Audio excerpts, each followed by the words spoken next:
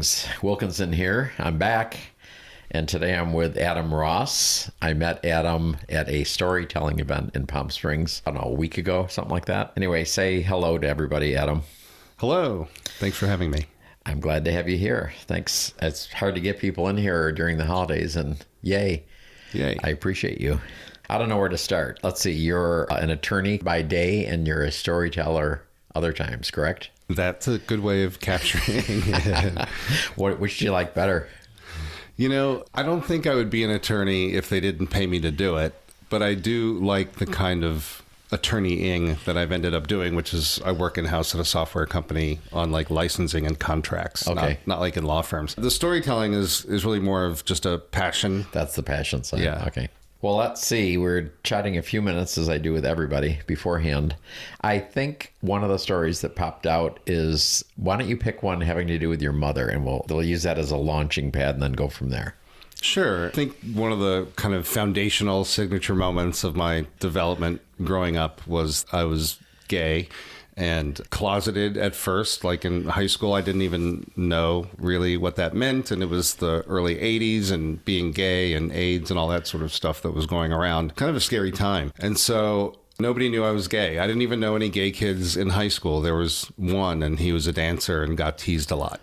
You know, and everybody knew that he was gay. And you didn't want to be part of that. And I didn't want to be part of that. Yeah. Gotcha. I didn't want to get teased a lot is really the thing. So I just was nerdy and stuck to my AP physics and chemistry type classes, you know, where I could just kind of be left alone. And it turned out that when I was about 17 years old, I called a 976 hotline, which is like a sex line. Right. That had ads. The pay per minute thingy? Yeah, there were ads in the back of this gay free newspaper that they had in West Hollywood, which was not far from where I lived. So once I had a car, every week I would drive out to West Hollywood, you know, when my mom didn't know what I was up to. My mom and dad were divorced at that time. And I would grab the free newspaper off like in front of these cleaners and things. There'd be like a rack. There was Frontiers and Edge. I think Frontiers is still around. And they would have ads in the back for these big they were at the time 976 numbers. And you could either call and talk to like a real person, or they had recordings where you would basically call and just hear like a sex story of somebody talking. And so finally this one night I got up the nerve to call one of the numbers, and it was the hottest thing I ever heard. It was just like so intense. Well, I gotta stop you here. Was that on your home landline? Oh, you're getting to the end of the story already. Oh, okay, all right. So I don't want to direct you. After I hang up the keep going. Oh, keep going. Well, after I hung up the phone, I was like, oh my God, my mom is going to get the phone bill. You know, what am I going to do? So I did the only logical thing is I called it 5 more times. And then... Seriously? Yeah. So if you're getting in trouble, you might as well go for it. I was like, well, if right? I'm going to get caught, I might as well enjoy myself. And I did. But then I went and packed a bag and put it in the closet because I knew at some point the phone bill would come.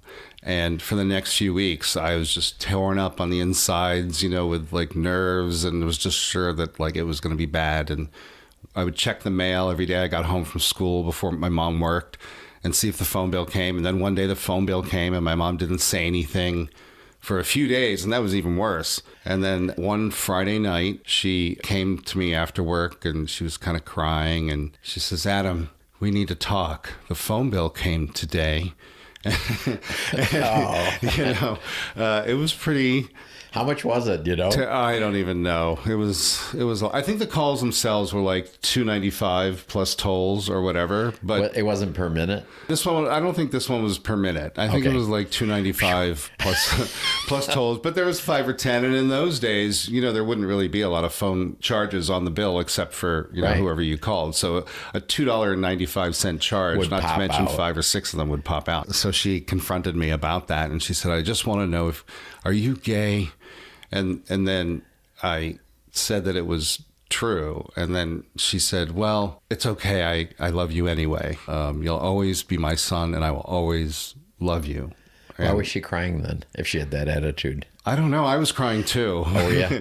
My mom was pretty high strung. Okay. So there was a lot of drama in the household of varying kinds. So that was just more of it. So after I said it was true, and she was crying, and I was crying, and we hugged, and we had this moment. And then she says, well, Adam, since we're being honest, I have a story too. I'm like, okay. Your father is not your father, and even he doesn't know it. Whoa. It was like, wow, Mom, your secret is better. Like never play I Can Top That with a Jewish mother, right? Because she's always got something ready to win that game, and she won. So then she went on to explain how she left my dad shortly after they got married, and the man that I always thought was my dad, who she had divorced when I was 7 or so, which would have been like 10 years earlier from there. She had an affair with another man during like a 2-week breakup, like on Friends, Ross and Rachel were on a break. Right. So she had this affair with a man and then went back to my father and discovered afterwards, she said, that she was pregnant and just didn't tell him that another man was the father of... But she figured out and knew that it was the other guy. That's what she said. Okay. She said she knew. We don't really know at this point if my mom knew she was pregnant and then I went back to my dad, or didn't know and found out. We'll never really know that that answer. But she did go back to him, and then, I was just born and he raised me, and then they got a divorce, Do you look anything like him that you know as dad, that guy? It's funny that you say that. People always said that I did look like him. Like, we would go shopping together, like when I was a teenager or whatever, and people would say, oh, you must be father and son. You look like just like each other. Of course, at that time, we thought we were, so we never really thought about it. I don't know. It's hard for me to answer that. The reality is most people say I looked like my mom. In terms of like my nose and my features and my eye color and things like that. So yeah, that was a pretty big moment for her and I. And the story spins off in different directions with me and that man who I'd always thought was my dad, and what happened when I had to tell him that he wasn't my father.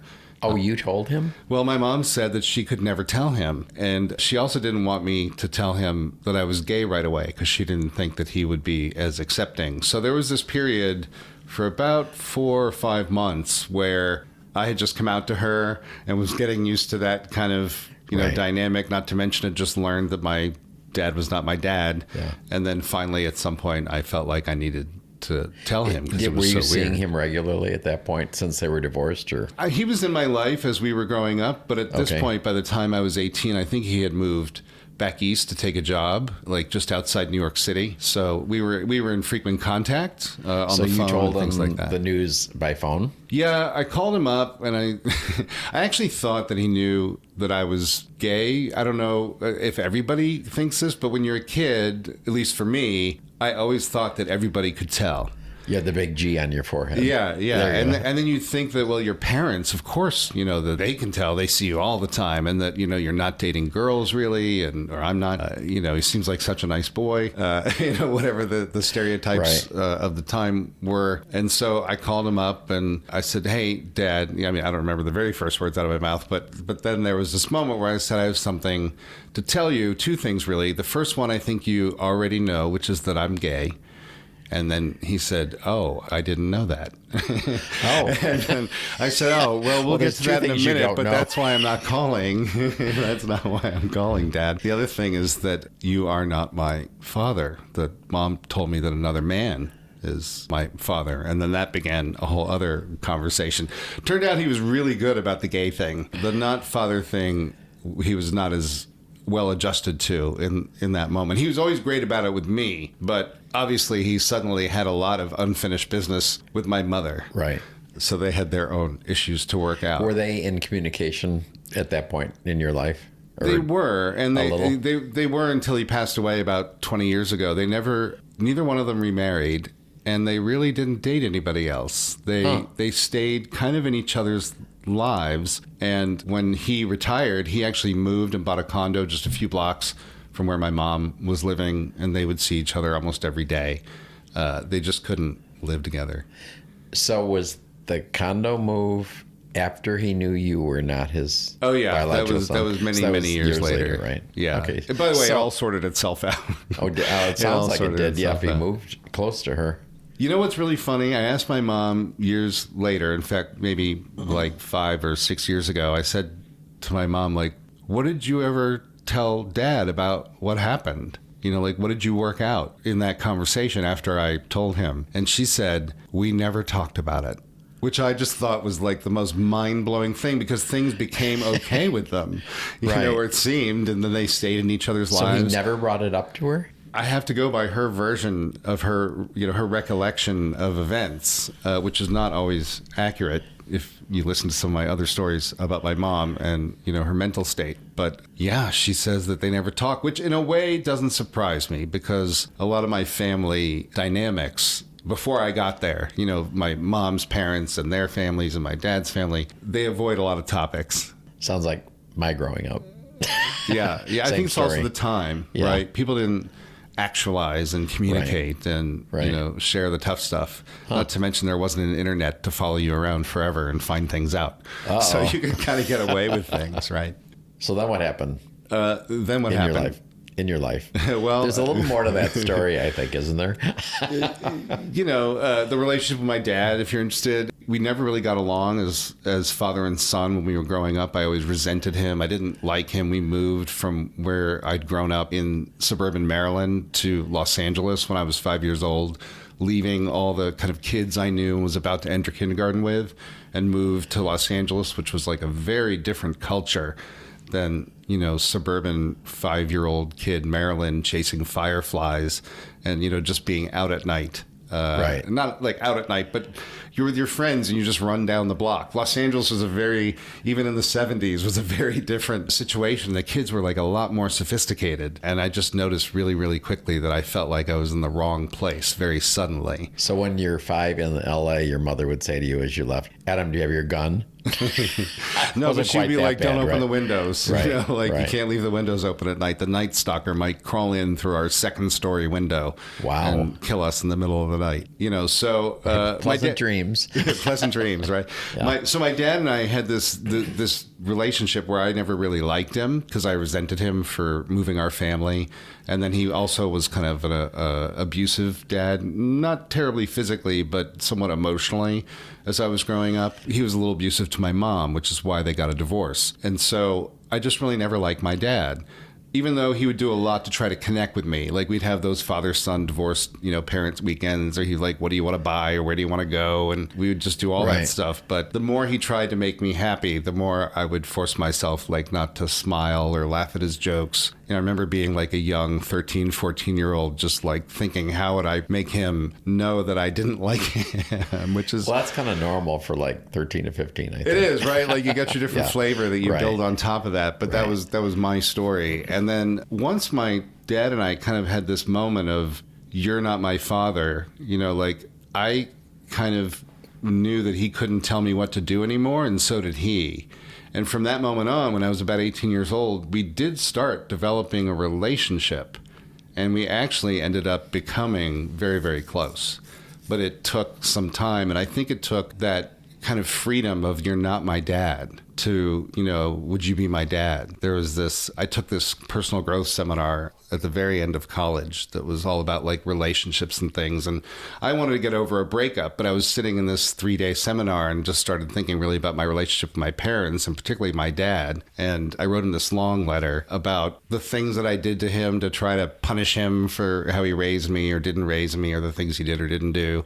And at the end of the letter, I said, I would like to invite you to be my dad and you to choose me to be your son. And it was, that's cool. It was really like, there was like quiet on the end of the phone. And I thought, oh, and I'm standing in like the lobby on a payphone in this seminar where there's other people on their payphones with their parents or whoever they're calling. Wow. And on a Sunday night, and I thought like maybe he hung up the phone or he dropped the phone or he's pissed off, and he just like was crying a little bit and started telling me about like his own life and his own dad and his own relationships and how he was never the father he wanted to be. And it created this whole opening. Wow. And we had like an extra 13 years before, I call him extra 13 years. He lived for 13 years before he passed away around, it was 2002. But those years were not going to happen anyway, you know, from the path we were on until I was about 18 years old. Wow. And it was great. It was really great. So the universe put you on a different track.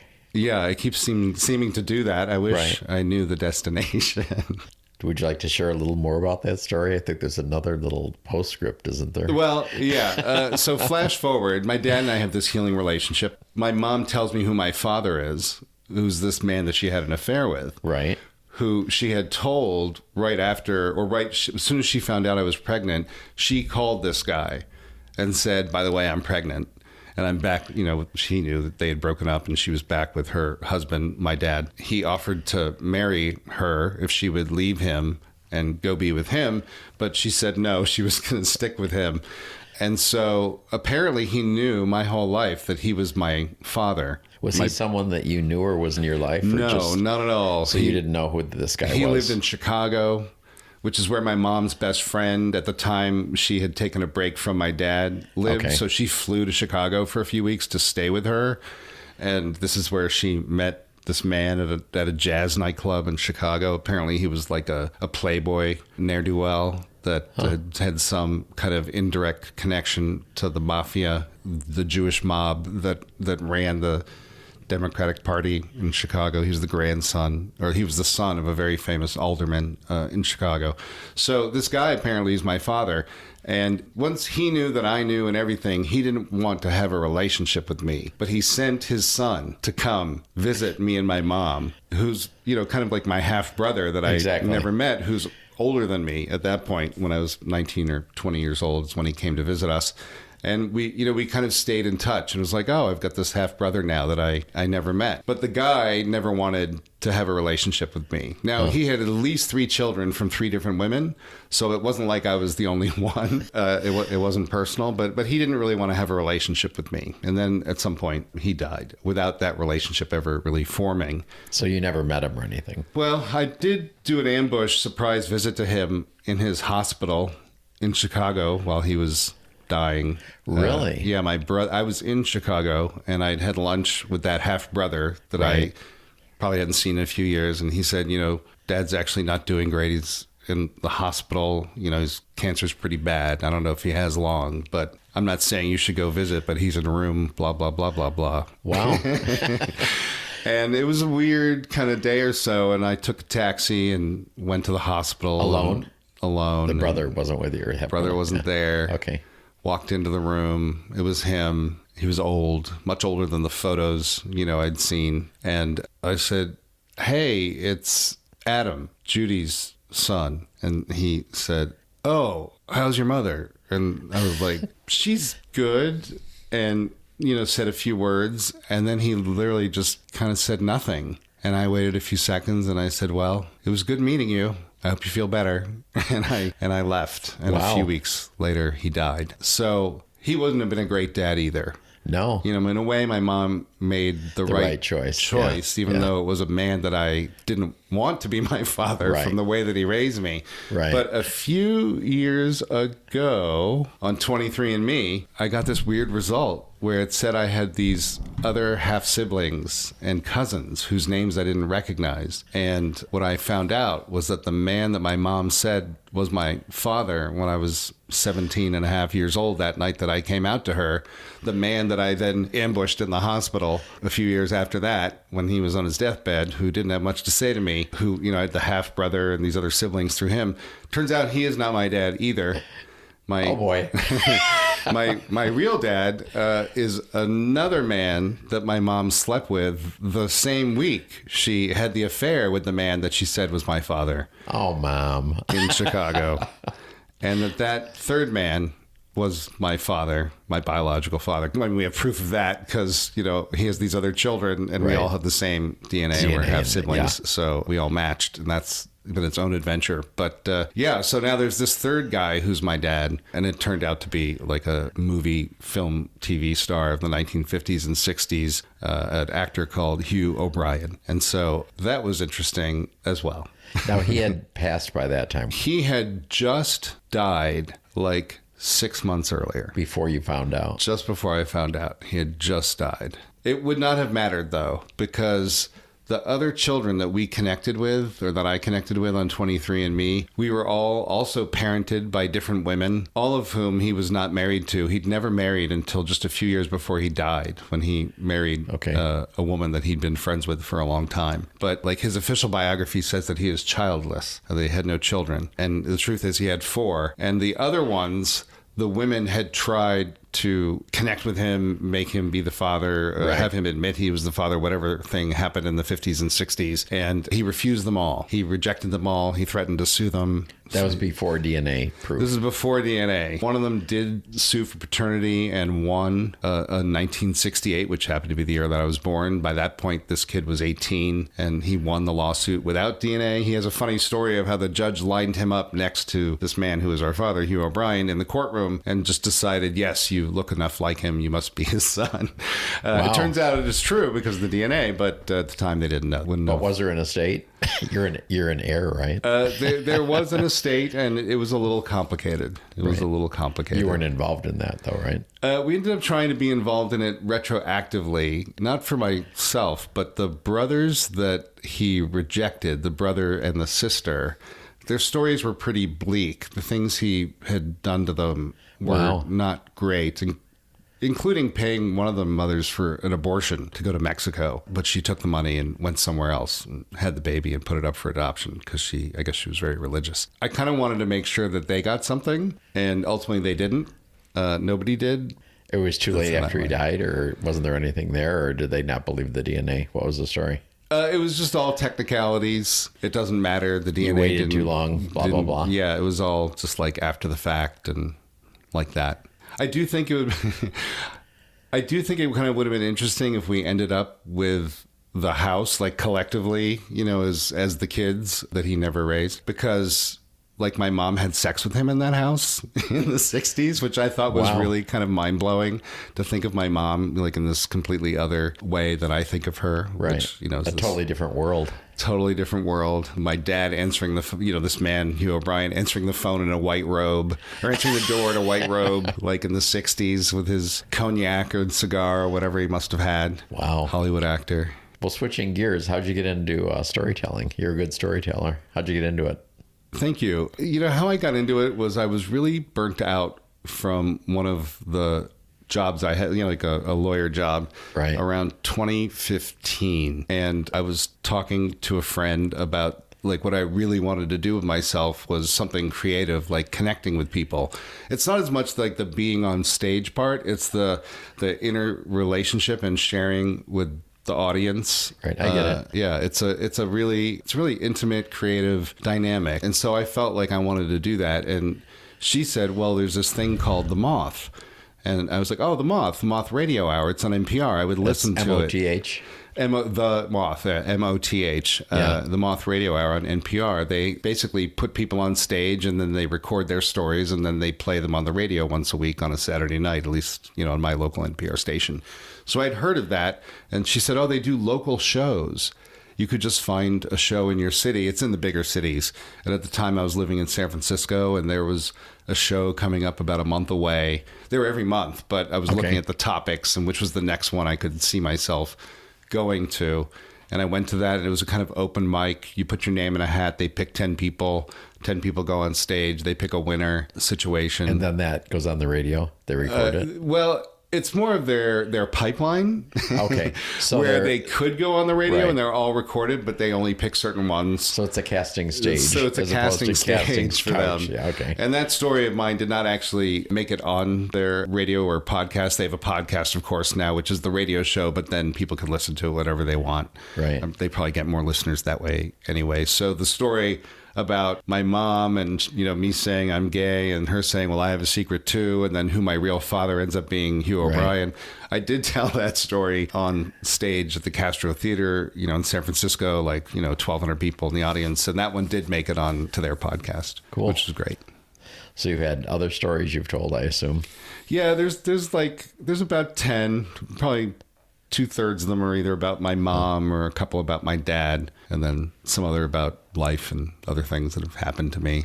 I was listening to the moth. Was that about 7.5 minutes or something like that? Yeah, that was probably that one. See, we're at the end. What struck me is you were talking about acceptance on there. Can you talk a little about that? Like the thing that my mom said when I came out to her when I was 17 and a half, although coming out, I always feel weird when I say I came out to my mother. It's more like she confronted me and then I said yes, which was like, I didn't have the courage to actually just come out. Well, you were yanked out of the closet. I was yanked out of the closet, by my own foolish thinking with my little brain and not my big one. At the time I kept dialing those numbers.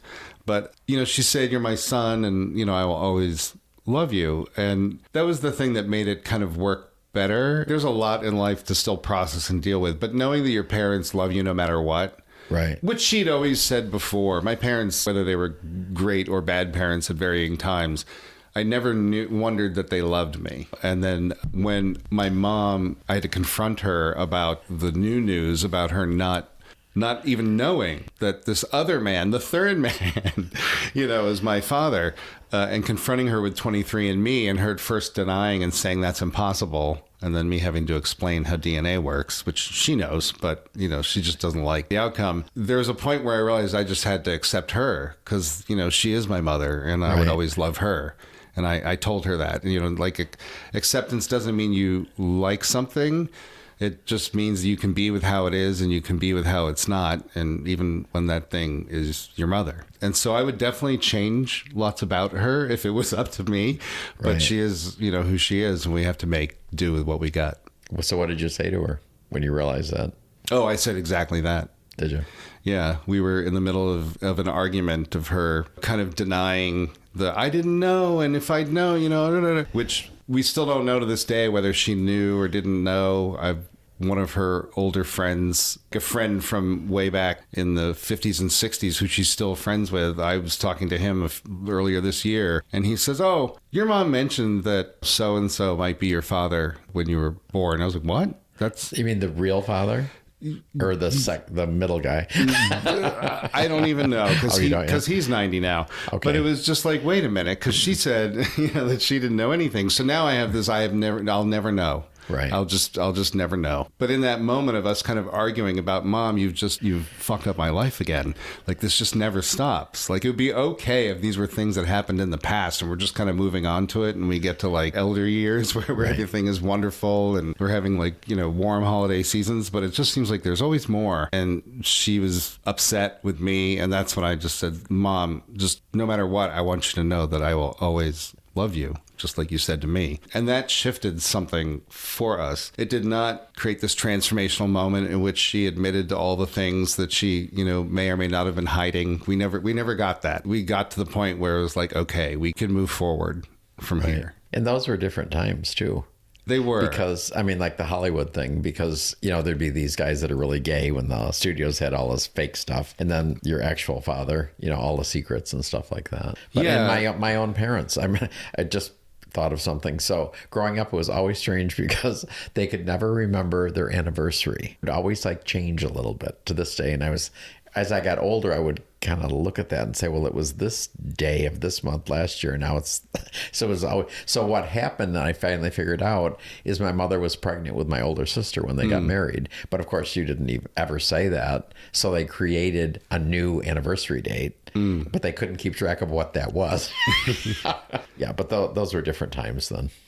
Yeah, it definitely was. I guess I thought that their lives weren't as complex as they are now. People sleeping with other people cheating, people, having fetishes or secrets or whatever their things in their life were. But I think they were at least as complicated then. It's just like you said, nobody had any way to talk about it, or you weren't supposed to talk about it. And everybody totally went along with whatever the fake stories were because everybody knew that each other had them, I guess. And they all had to cover for each other. Right. It was just a different time. So where are you going from here? What is a storytelling going to just continue, or you have other ideas, or what?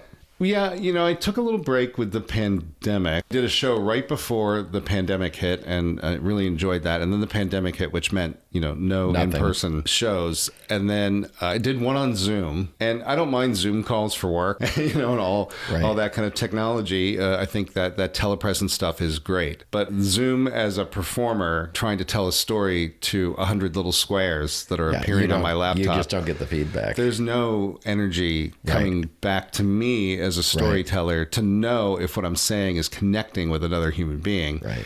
And then you feel disconnected. And then I feel disconnected. I'm like, It's so quiet in here. And so, of course, I'm in my living room. So I didn't really like that. But now that we're back into live storytelling more, the thing for me really is that I think ultimately it's a story about, like my story to tell is the story of really my mom and her really interesting life and how that shaped me. I hate the idea, like it seems so derivative that like, oh, you're a Jewish boy with a mother with a lot of neuroses and complexities, and now you're going to like tell your life story about that. But in some way... you had that Jewish mother. Yeah, I had that Jewish mother, exactly. It's like, we've seen this. In a way, I feel like, well, it is a little bit derivative to go down that path.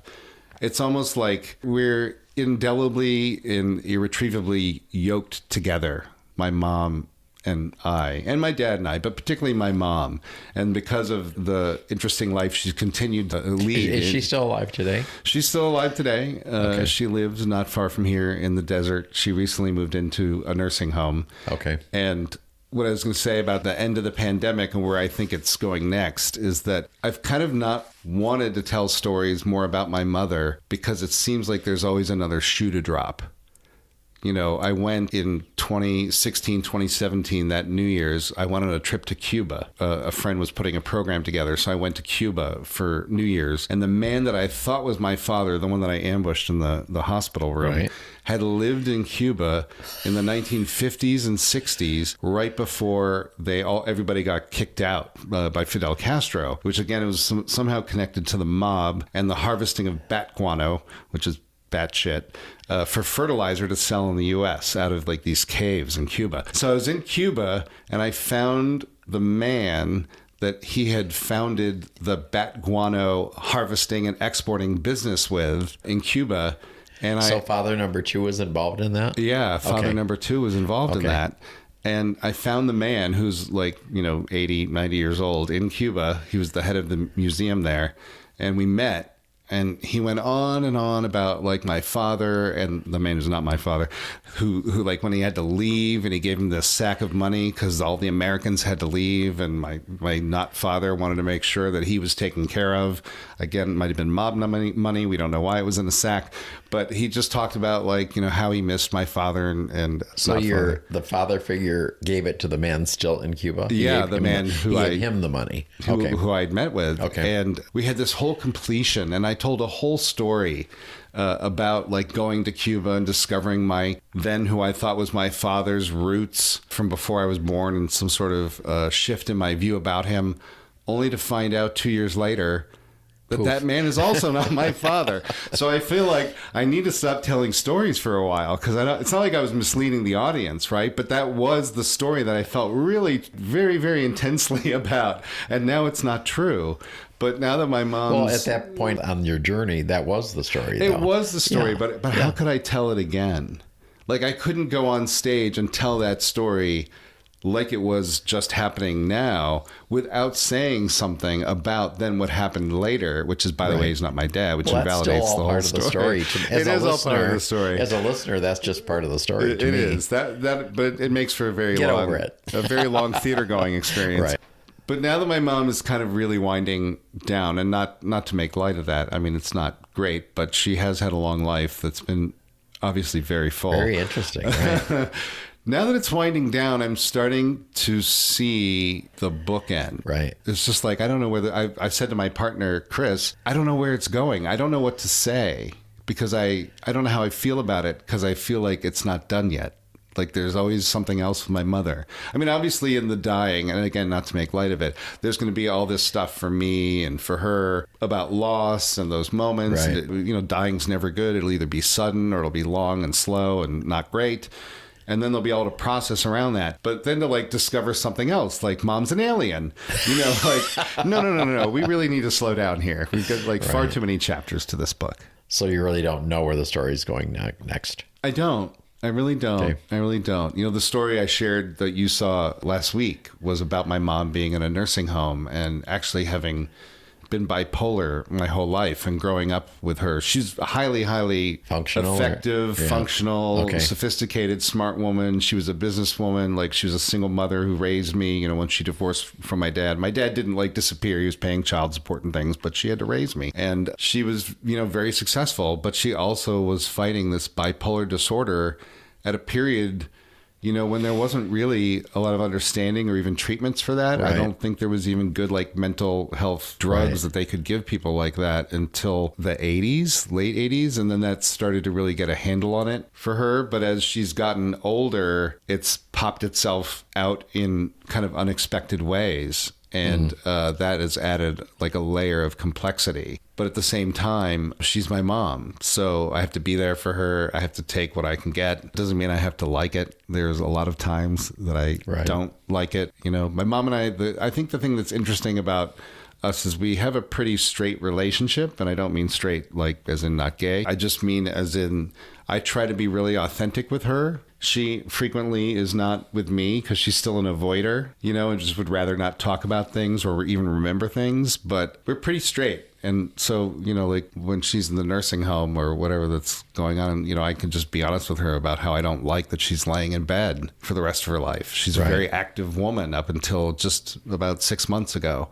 And now this whole thing has changed and we're kind of getting used to that. Right. How old is she now? She just turned 83. Okay.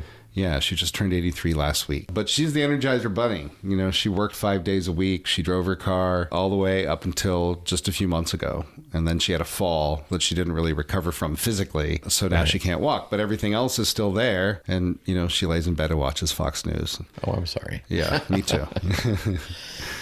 Well, when we get to this point, I always ask my guests any words of advice or life mottos that you've come up with, something you could share with my audience. You know, there's that thing about acceptance, and I mean it like in a very functional way. There's the very woo-woo, you know, kind of like, oh, you have to accept in this. And the and that. guitar playing in the background. Yeah, and there's nothing wrong with that, and there totally is that. But Right. I mean, just from like a practical point of view, what's happening is happening. Like I keep saying throughout the pandemic with my partner Chris, when we were first taking like long walks at night because you couldn't do anything but take walks, and you weren't even supposed to leave. And we were living in San Francisco, and you weren't even supposed to leave your neighborhood, you know. And if you saw people walking down the street, you had to walk to the other side of the street. And we just kept walking around, and I was like, I really hate. But remember, that was only for 2 weeks. Yeah, it was Then only we for all 2 over. weeks, right? It ended up being longer than that. And, you know, thank God they did that in San Francisco because very few people got sick because of the steps that they took. And we didn't resent that. But I just remember thinking, I don't want to do this. I hate this. This is not what was supposed to be happening in our lives. We're in love. Right. Like, you've moved in with me. My relationship is good. I have a good job. Like, I do not want to be doing this. And there's just a point at which what's happening is happening. And if you can't accept what's happening in the sense of like being with how it is and being with how it's not, then you, me, really have like no power to be any other way than really like a victim of it. And do I like the pandemic or all the stuff that's, you know, happened since then? Trump, Right. January 6th. I hate all that stuff. My mom's in a nursing home, you know, is at the end of her life eventually. I hate all of that stuff, but it is what's happening. And for me, I have a lot more say about like how I'm going to respond to that and how I feel about that if I can just accept that versus, you know, fighting it. But I don't like it. That's my Zen approach. That's it. Is I don't have to have a good attitude about it. I think that's a good way of approaching it. Well, sir, Mr. Adam, thank you for coming in today. Yeah, thank you for having me. It's been It was great fun. talking I to you. enjoyed it. Thank you for Thanks again. having me on the show.